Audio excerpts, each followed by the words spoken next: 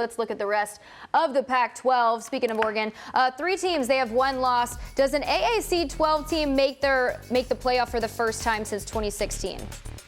Say that one more time. Yeah, so Pac-12 team, excuse me, I can't read here. Do they make the playoff for the first time since 2016? I think there's a heck of a shot right now. As I look at Oregon, they're the most intriguing team to me. I keep going back to their early loss to Georgia, and it feels like I'm an Oregon apologist at this point.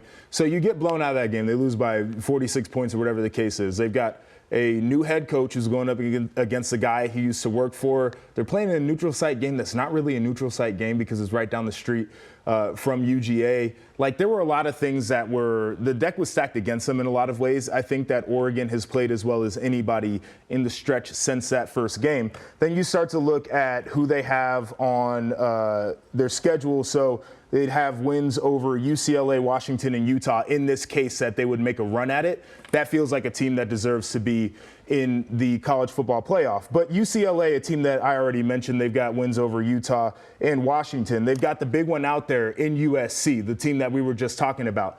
If they could pull that off, their 1 loss is to Oregon. Like, that feels like a team, again, that would have a little bit of momentum there. So conference championship is going to matter in this situation. I think that the resumes start to look really good by the end of the year if these teams can win out. But to me, Oregon is a team that I really do value. I think that they're a good football team. They've shown to be tough on defense. They've got a defensive head coach. I love the way Bo Nix is playing. I don't know if anybody was going to say that after the way that we saw him play for the last couple of years. It seems like a lot is going their direction right now. And the Pac-12 is in really good position to make it to the college football playoff for the first time in a while. Yeah, I mean, I want to talk about Oregon a little bit more, dive deeper, because we did see them have that bad loss against UGA earlier this year. Bo Nix said, you know, if they were to play UGA again now, it would be a completely different outcome. What do you think is the biggest difference?